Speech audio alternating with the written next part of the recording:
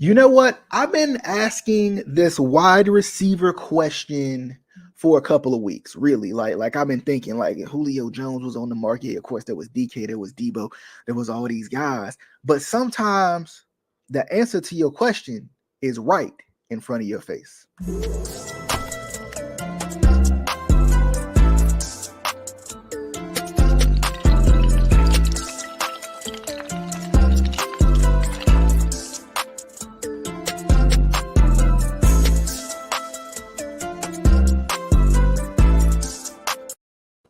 All right, what is going on, good people? Back at it again. DJ Bill from Bill Productions.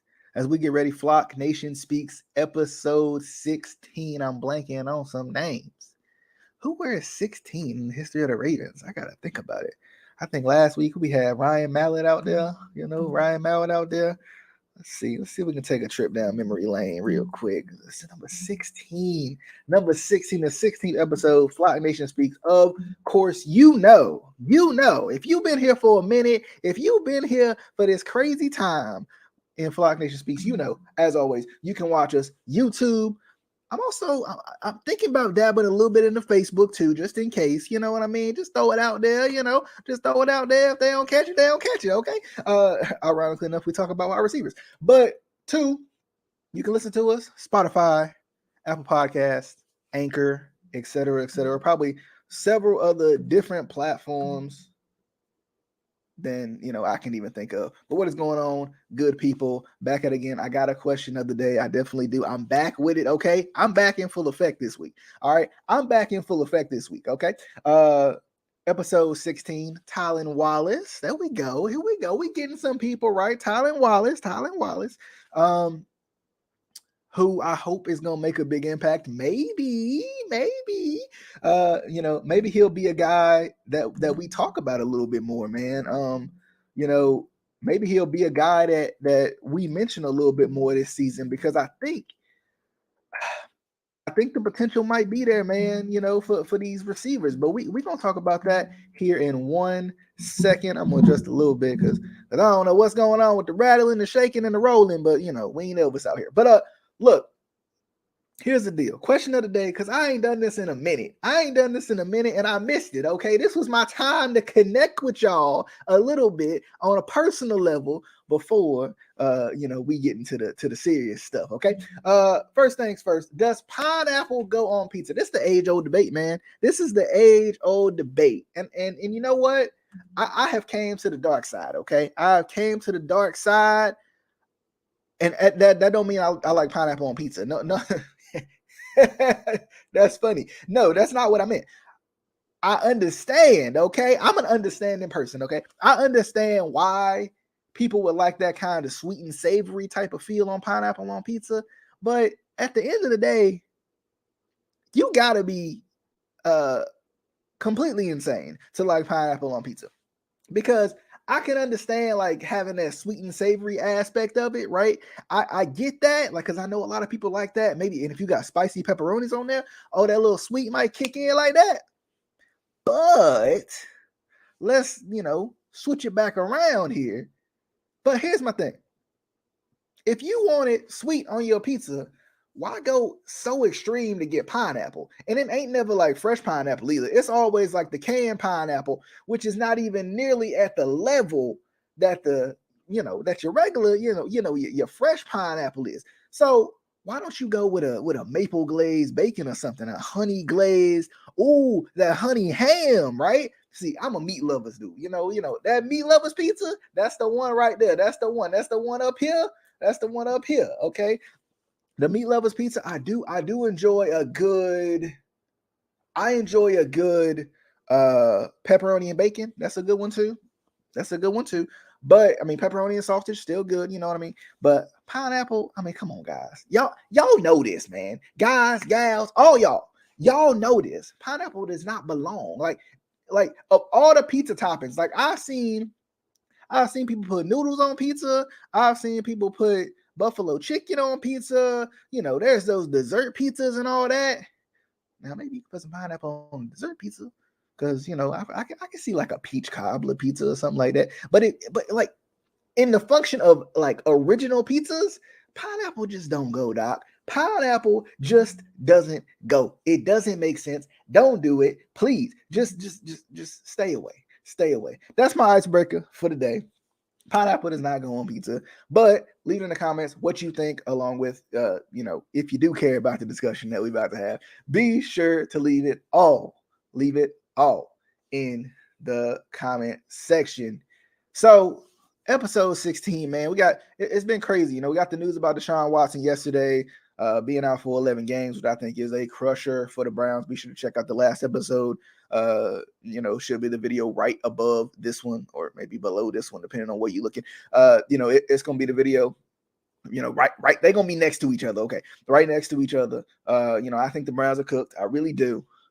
But I got to thinking. I was watching the game with the Titans, and honestly, pretty impressed by the defensive aspect of it. From the Ravens, because I think everybody's looking forward to see what this defense is going to do. But there's a lot of questions offensively still, right now, and it makes you wonder. It begs the question: is the Ravens not number one guy? Because I guess Bateman would be that guy, right? But is the Ravens like number two type guy? Is he on the roster right now?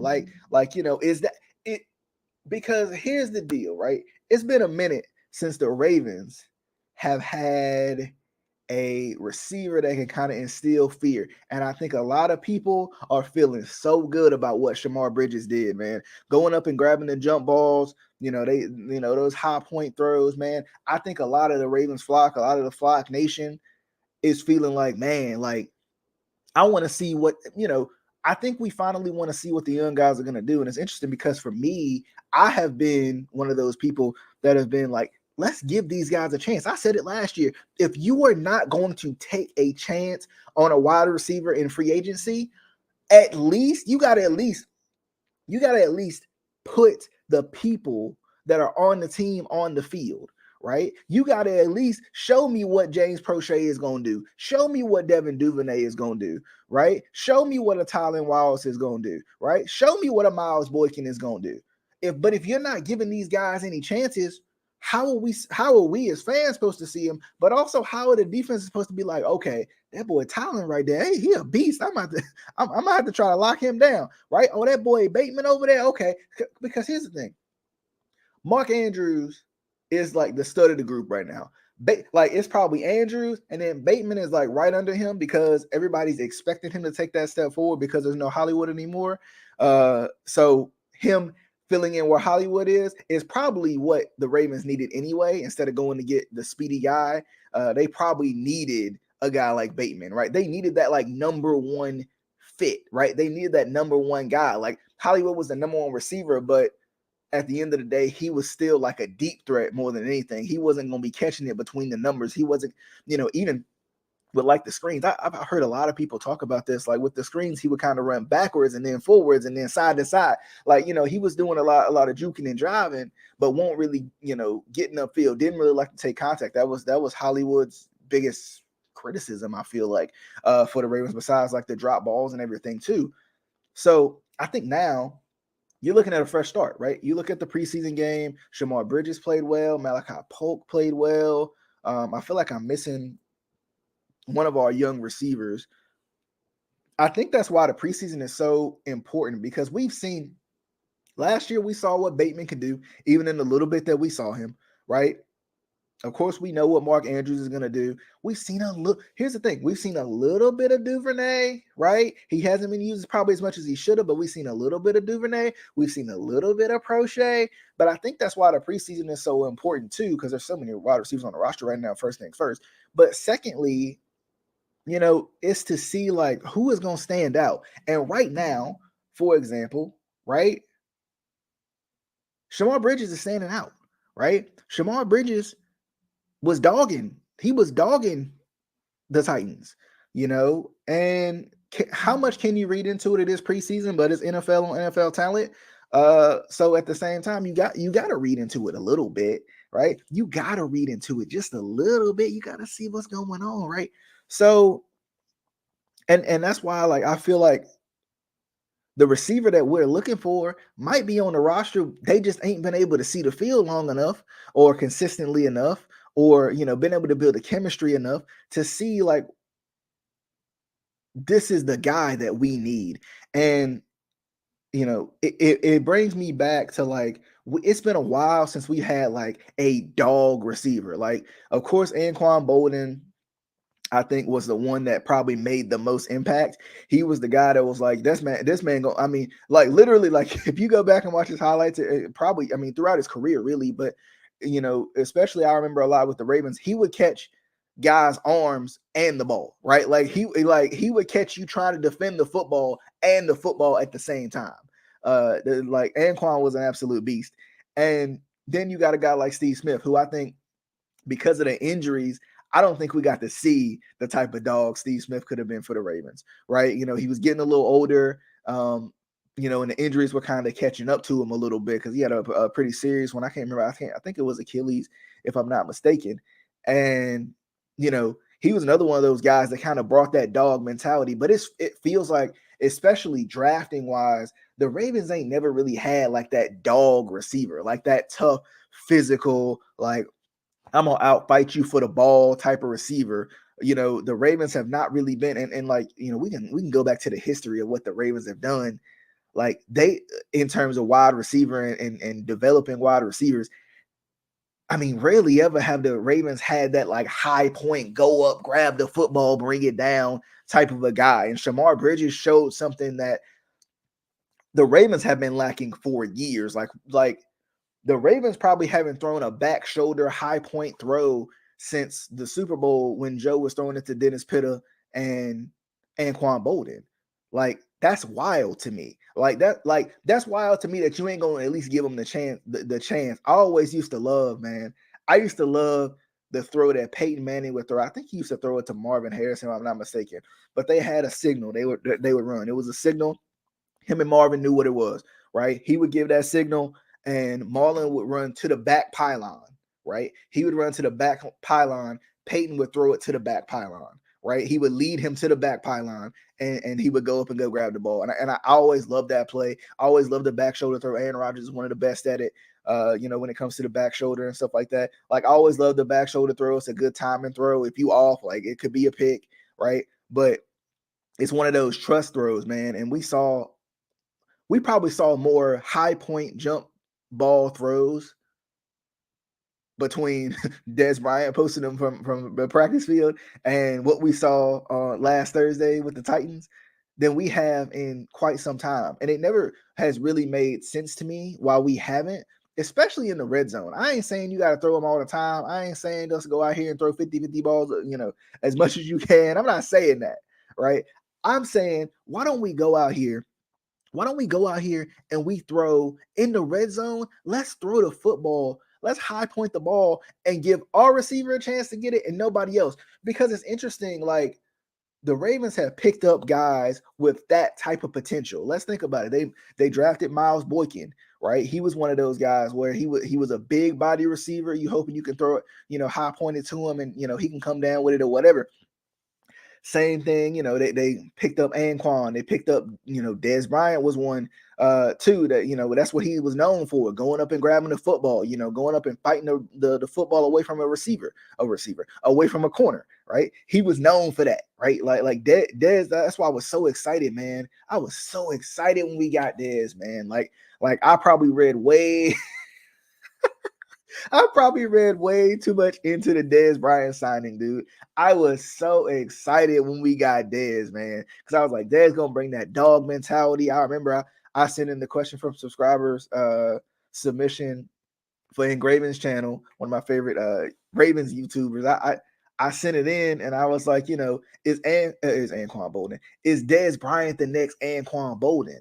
Right, for the Ravens, maybe not even in the skill set department. Like, he's got a similar skill set, but maybe not even in that regard. In the mental aspect of it, right? He brings that dog. He brings that I'm the best receiver on the field mentality, and the Ravens need that, because if you think about it, bro, the Ravens got dogs probably everywhere else, right? We know Lamar Jackson is a dog, right? J.K. Dobbins is a dog. I even think Gus is a dog, right? The way Gus runs the football, Gus is a dog. You had Orlando. Orlando knew he was a stud. Ronnie Stanley know he that guy, right? You know what I'm saying? Like, And he might, you might be waving on confidence after the injuries and stuff like that. But I think if he can come back this year, he's gonna be back to that mental mindset too.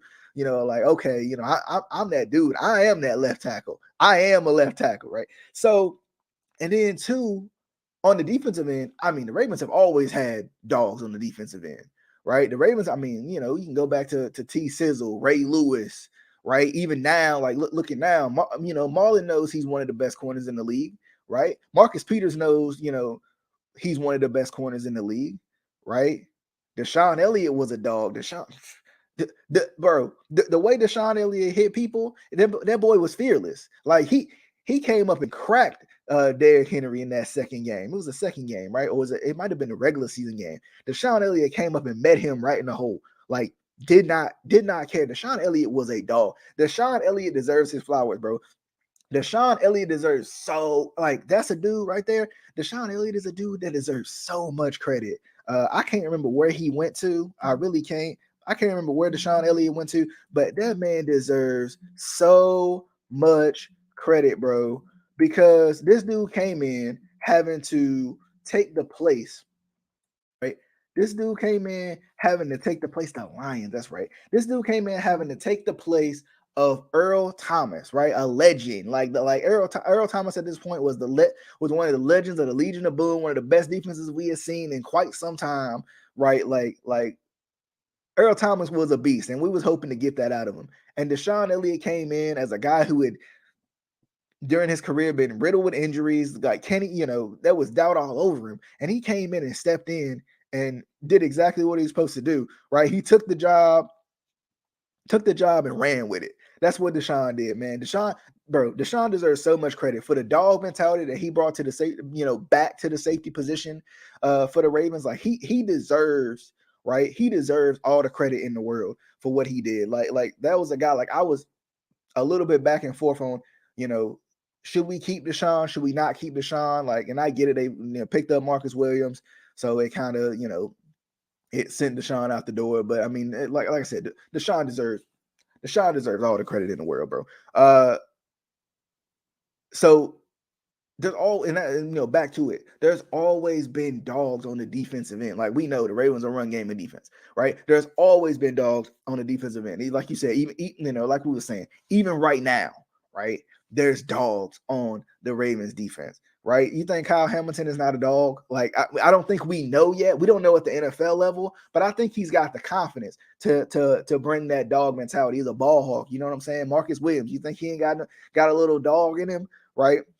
These defensive linemen, Adafe Owe, right? A guy like Adafe Owe, I think Tyus Bowser, I think he got a little chip on his shoulder too, from being the third, fourth guy sometimes, and sometimes being the guy who plays the best. He's one of those guys that kind of had that dog in him. Back going back again. Haloti Ngata was a guy with that type of dog in him, but the Ravens ain't never really had, or at least drafted, a dog wide receiver. I think Bateman has shown flashes of I'm that dude. That's what we need.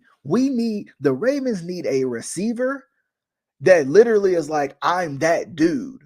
There is nobody better than me. And I hope for darn sure that's Bateman, right? I hope for darn sure that's Bateman. Honestly, I hope it's Bateman, Prochet, and Shamar, right? Like I really do, bro. I hope that the Ravens have the receiver that they've been looking for. I hope it's on their roster. I hope we see it, right? I hope we see it. I hope we finally get the potential to see it, because now the Ravens are starting to lean on those younger guys, right?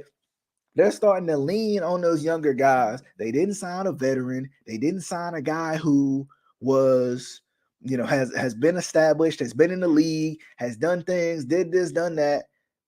So I'm hoping that now we get to see Prochet. I feel like I just talked about this last week. Like this is the time, right? I was saying it before. This is the time, right? This is the time for the Ravens to showcase that they can develop wide receivers, right? Bateman showed a lot of great flashes last year, right? Bateman showed a lot of great flashes last year. Prochet showed some flashes, and we talked about Duvernay and those guys. But even going back to it, right? Looking at some of these unproven guys, right? Sometimes it's the undrafted rookie that has to show up and say, maybe I'm that guy, right? Maybe I'm that guy, right? So Shamar Bridges has shown some great flashes, undrafted rookie, right? Shown some great flashes of what he can do. My thing is just give them the opportunity. When Lamar comes in the game, let him throw some jump balls. I've talked about this so many times, bro. Let Lamar make some mistakes by throwing some throws that he don't usually throw, right? Or like maybe some throws that they usually don't throw, but in practice. Because I've always said I think Lamar can make any throw in the book, right? Lamar is that dude, right? But at the same time, if we don't never showcase that, I mean, what do I, as a defensive coordinator, what do I need to be scared of, right? It's easy for me to be an anonymous defensive coordinator talking down Lamar when I'm not scared of your receivers, right? It's easy. It's easy to say, you know what? Yeah, Lamar can't throw the ball. He can't throw the ball. Outside the numbers, he can't throw it downfield, right? He can't throw it. He just run. He just a running back. That's easy to say when I don't respect your receivers. So now it's time to make people pay. It's time to make people eat their words, right? Let's see what these guys can do. Last year was about to be a year for the ages for the Ravens, right? I saw somebody had put it out there, man, that the Ravens went from like the number 2 or number 1 rushingest team. That's not a word, right? The Ravens went from the number 1 rushing offense, like literally, like we talking about attempts, yards, all of that, to like the number, I think it was like 7 last year, literally on a dime because the entire roster got hurt, right?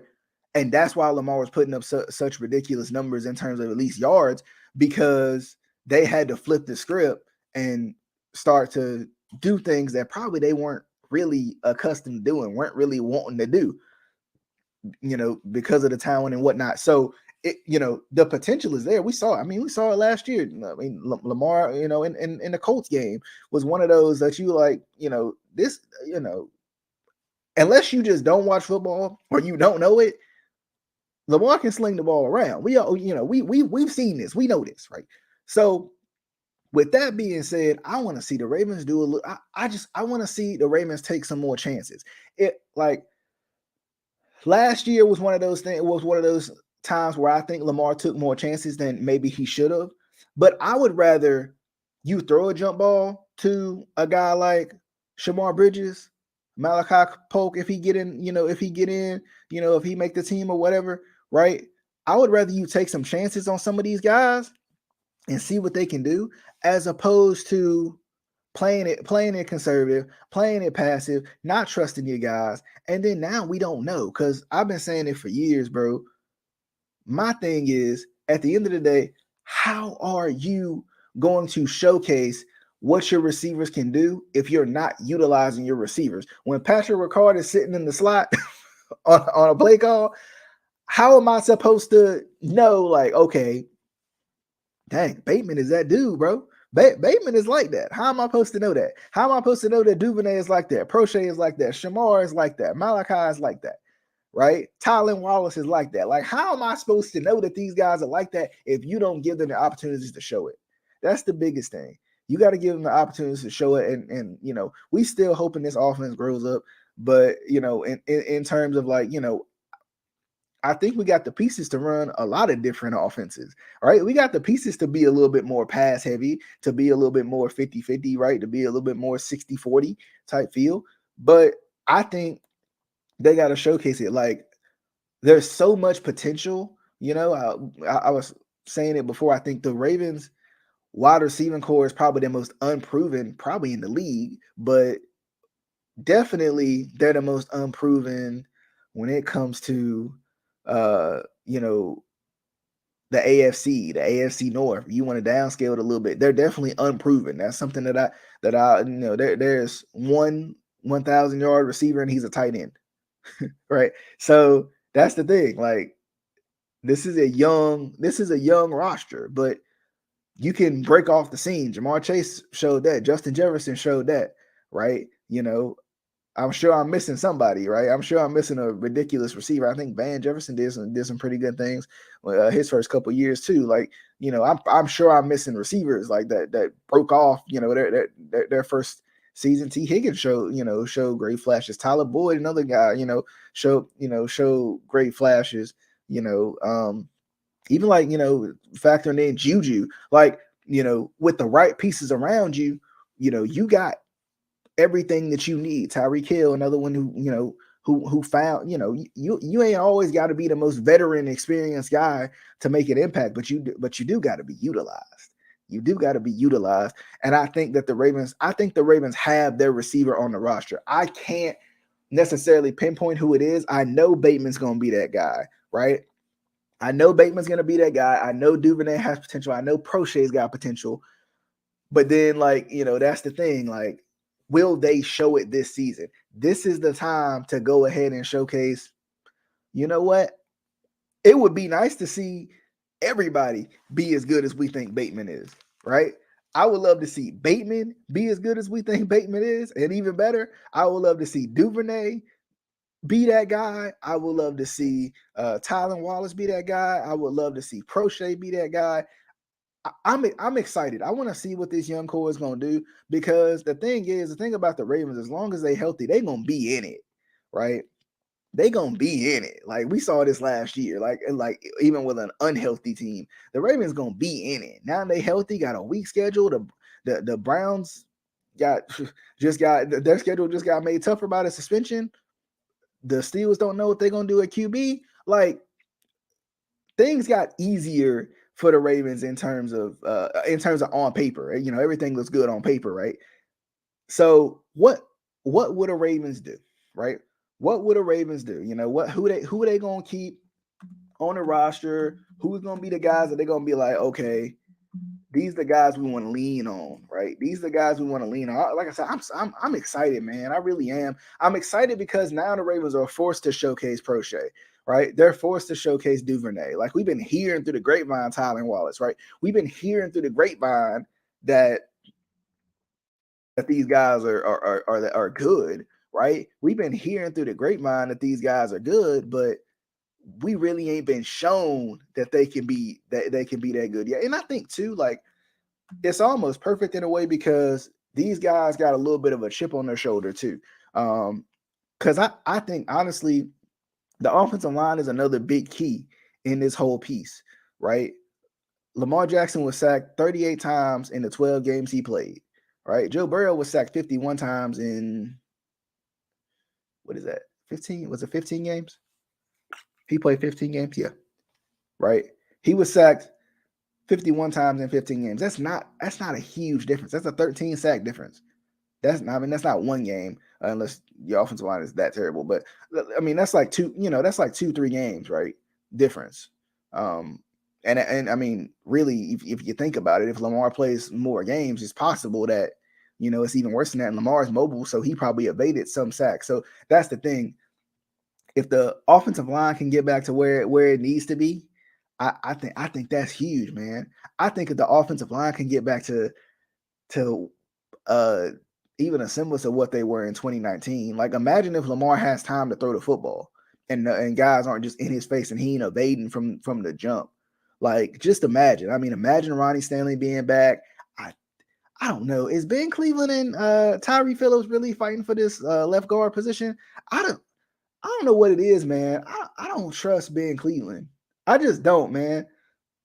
I don't trust Ben Cleveland. Jawan James looked a little shaky, I felt like, from a little bit of the preseason game I watched. And, it's a small sample size. What can you say?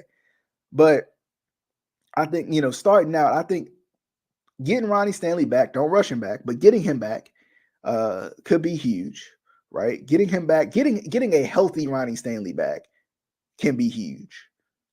Putting Ben Cleveland back where he needs to be can be huge.